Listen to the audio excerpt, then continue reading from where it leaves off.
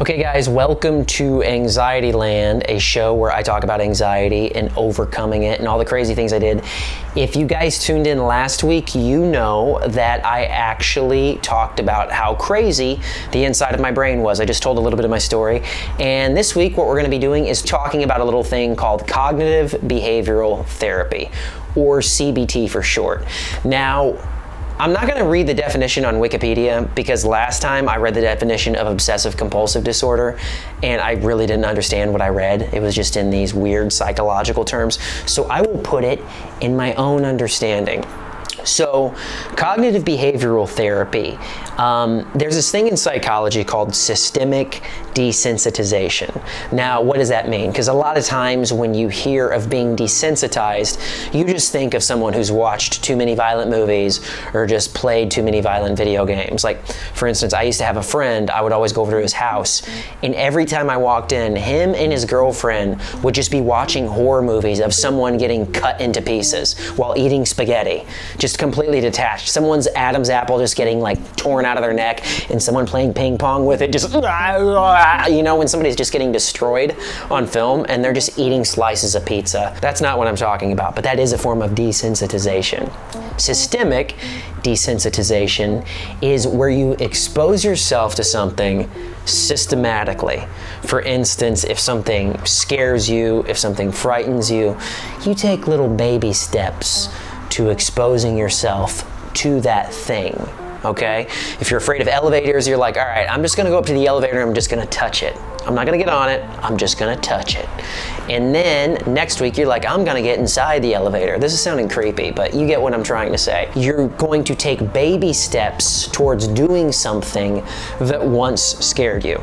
And as you do it, you reprogram your thoughts. So you're like, all that matters is that I tried to do it. Because everybody has these fears that keeps them from doing something. And we have this buy-in to where we're like, oh, I can't do that because I'm just fill in the blank. And you don't do a level 10 fear. You start out at a level 1 fear, and then you gradually move up to things that scare you more. And then before you know it, you are master of time, space, dimension, and you can kill people. Okay, so here's how I found out what cognitive behavioral therapy was. When I was in my last year of college, I used to download something called Torrents. Torrents. Now, if you don't know what that was, it was basically kind of like after Napster. You could download movies, you could download music, and I remember I went down this rabbit hole of being like, all right, I am gonna figure out how to fix myself, even though that's probably not the best wording. And so I typed in social anxiety. And on this torrent website, I found out something was called Overcoming Social Anxiety Step by Step by this guy named Dr. Richards. Now, I did go back and buy his program, and I'm not just saying that. To this day, it's one of the best therapy programs I've ever been through. It's amazing. But I used to steal music all the time, dude. Like, even whenever I was in junior high, I had a bowl cut, and I had like a BB pistol on the table, giant buck teeth that looked like piano keys sticking out of my mouth, and I would just make mixtapes for people. Like, just sitting there, man, eating Lunchables and making Limp Bizkit, Frank Sinatra mixtapes for my friends and selling them at school. But I was such a good criminal that whenever I would sell the CD, I would actually sell them a paperclip for $5, and I'd be like, and I'll throw in a CD for free. Because I'm like, I'm charging you for the paperclip. This is just capitalism 101. I am trying to make $1 out of 15 cents. You understand what I'm saying, guys? And so I would sell these mixtapes. And I remember kids at school, I wasn't selling weed, but it was close. It was close. It was almost like I was selling crack. I was the Jay-Z of my high school, you know what I mean? I would sell my mom mixtapes of Diana Ross and the Supremes, even though this was 56K dial-up and I was using the landline, so it really was costing them for me to make them a mixtape. But she bought into the business model. So I remember kids would slide their custom CD mixtape list, and I'd be like, I'll have it to you in 2 weeks, because it took about 48 hours to download all of these songs, and you would just tie up your phone line. Anyways, I'm getting distracted. I digress. I downloaded this thing called Overcoming Social Anxiety Step by Step. The reason for me that I wanted to get over social anxiety using cognitive behavioral therapy so much was because I realized that in order to be able to get over anxiety, you have to do uncomfortable situations, right? Because I noticed that I would do really embarrassing things, particularly around women that I found attractive. I would like lock up around them, and I didn't know how to have a conversation. Because when you flirt with someone, flirting is all about subtext. You're kind of like saying something without saying it, and being direct is what's creepy. So I would just say things to women, like if it was a pretty girl, I'd be like, I like your shoes. Your hair looks great too. And then they're just like, okay, I think he has autism, but you know, I'll be nice, hi. And then, you know, whenever I would get in these meetings with comedy, I remember I first moved to LA, I think I was 24, and I had a meeting with an agent. This agent brings me into the meeting and says, hey, I really like all your videos that you put out on YouTube. I saw some of your stand-up comedy. You're really funny, and hey, those are some really cool shoes. And I remember I just looked at the agent and I go, thanks, I got him for a funeral. Yeah, someone died. And they were just like, oh, okay, well, we'll call you, and get in your resume, we got your number. So yeah, we'll give you a call, okay? It's like when you have social anxiety, it makes you say stupid stuff, and you usually have enough awareness to know that was a really dumb thing that I said. But because your brain is in like fight or flight response, fight or flight is kind of like if you've ever seen a squirrel that runs out in the middle of the street and a car's coming and it keeps doing this because it doesn't know which way to run. That's kind of what your brain is doing. It's in fight or flight. So you just say dumb things like, yeah, I got these shoes from a funeral, somebody died. And then it's like, yeah, so you're gonna sign me? And they're like, no, absolutely not. You're creeping me out. So for me, I started to really implement cognitive behavioral therapy in college. I remember I was about 20, and there was this girl that I had a crush on, and I did not know how to talk to her. And I really wanted to be able to get over my fear. So I called my brother-in-law. Now my sister, she married this guy that's like a smooth talking Southerner. I say smooth talking because he's got a Southern accent, but he sounds more like a Southern gentleman. You know, like those guys in movies that like lick their fingers and crease the brim of their hat? That was him, and he just gave me the most playerish advice in front of my sister, which was even more impressive. And I remember he told me, he goes, now listen, bud, he's like, women like really nice guys. So what you want to do is you want to cast your reel over the side of the boat, and then right whenever you hook them, you just pull them in real slow, like real slow. But then you got to let a little bit of slack, let her come to you. You understand what I'm saying? And I'm like, no, I don't fish at all. And he's like, all right.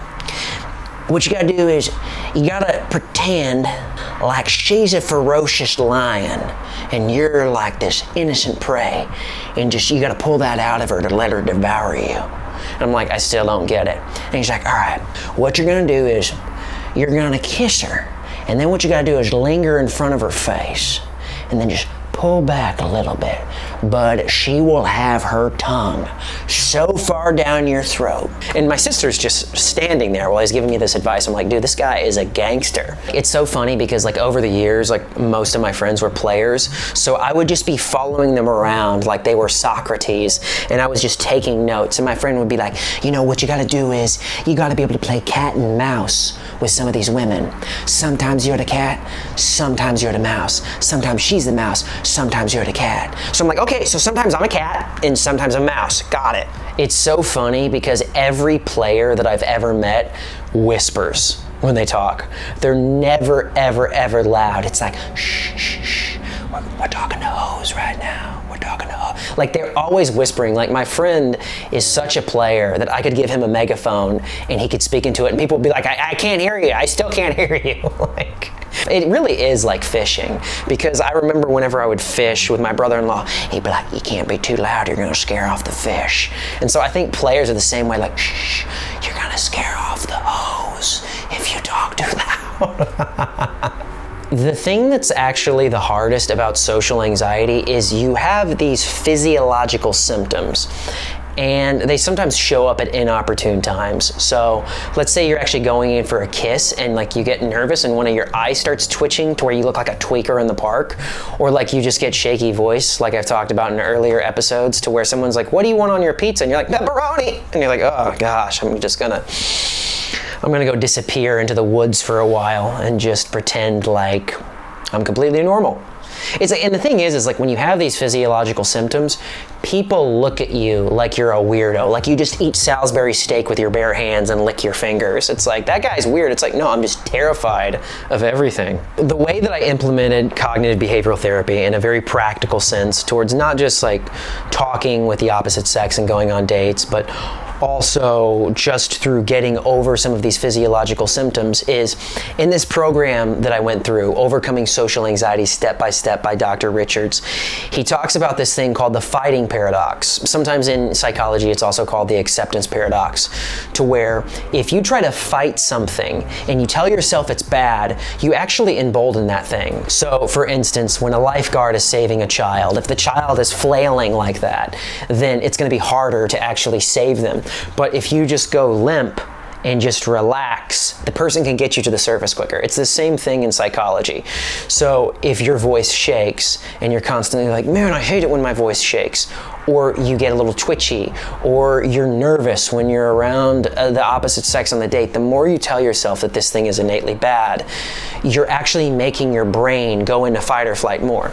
So how did I implement this? When I had shaky voice, this would happen when I would be on really big comedy shows. I stopped drinking and my voice would sometimes get stuck in my throat.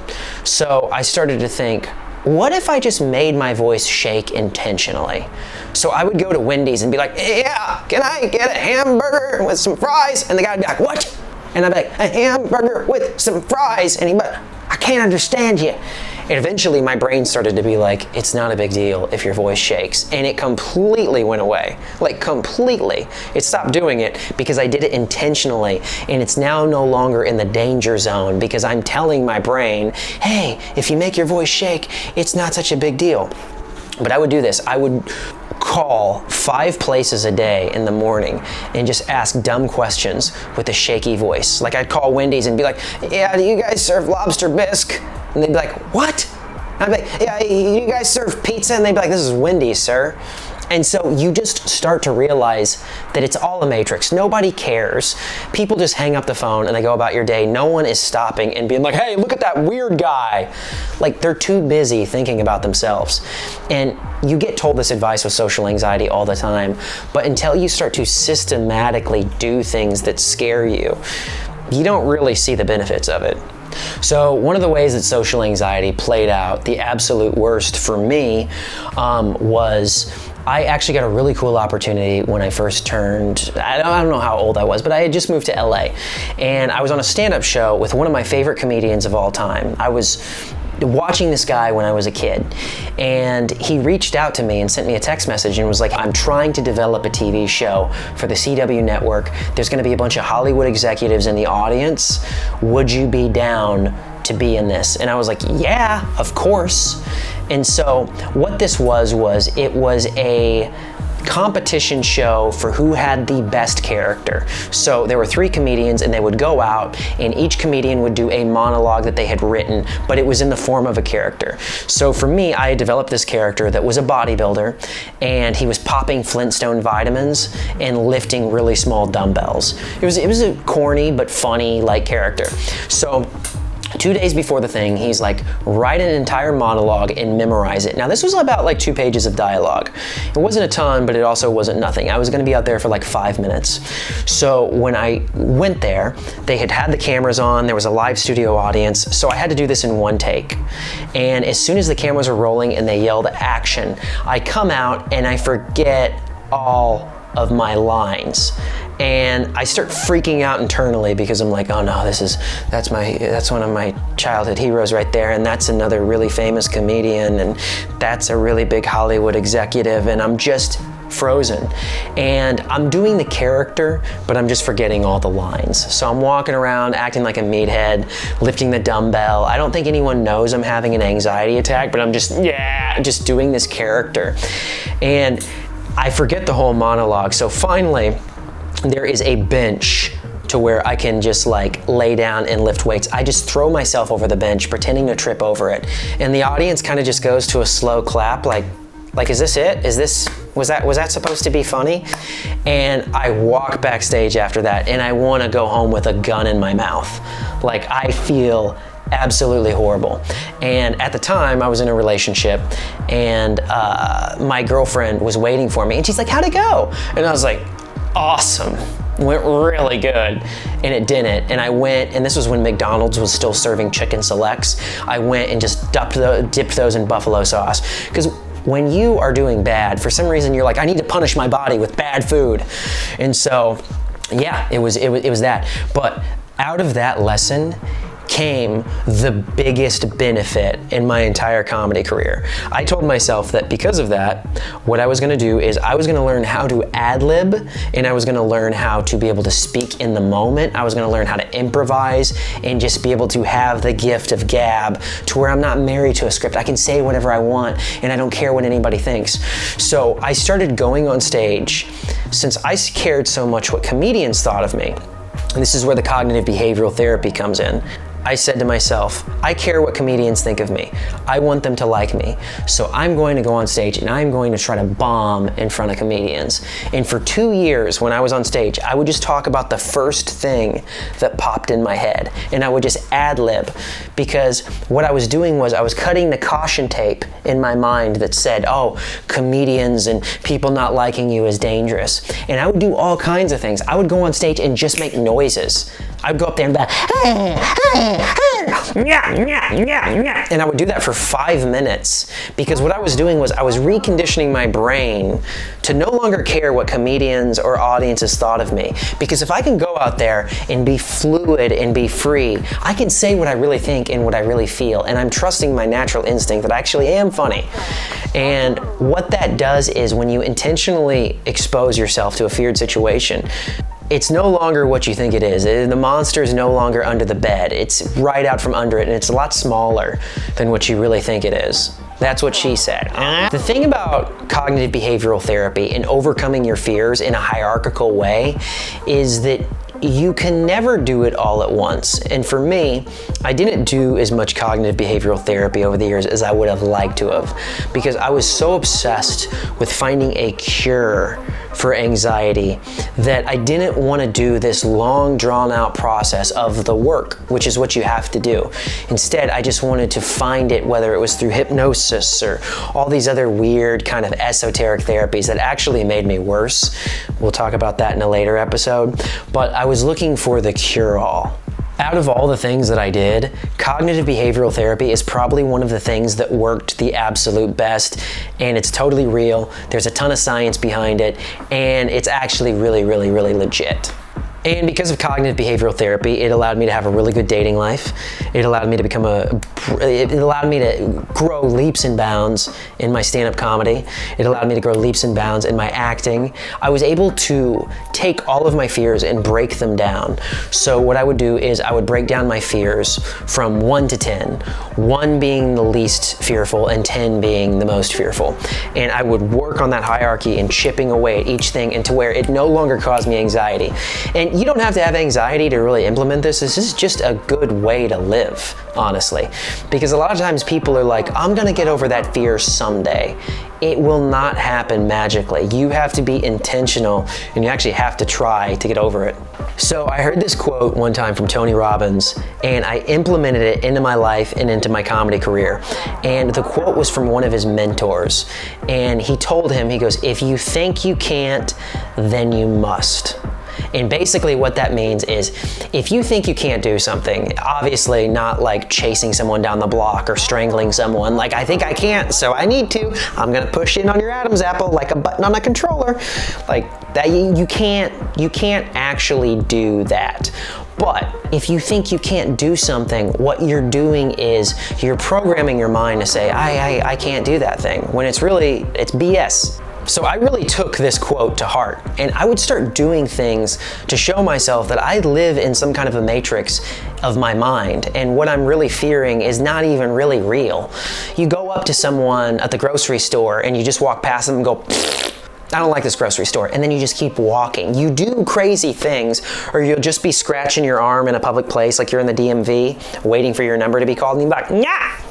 You just do stuff like that because what it does is it detaches you from what people think. And the more you can detach yourself from what people think, you're actually going to go into your authentic self. In fact, I almost wonder if some serial killers just did too much cognitive behavioral therapy. It's like they're just running after people, and it's like, this just started out as me trying to conquer my fears.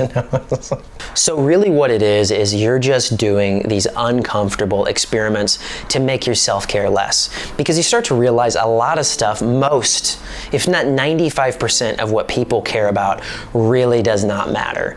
And so you're just kind of taking yourself out of the matrix, and all it's going to do is make your life better. It's going to make you more attractive, and not just in the dating world, but with friends and with people, because people are attracted to something that is free and wild. Obviously, people obviously hate that too, but they're attracted to it, you know? So try little experiments. Be in public and just go, yeah, you know, go, ah. And, you know, within reason. You know, obviously don't do that at a funeral, but I live in Los Angeles, and if you do that, you'll fit right in here because over half the population is crazy.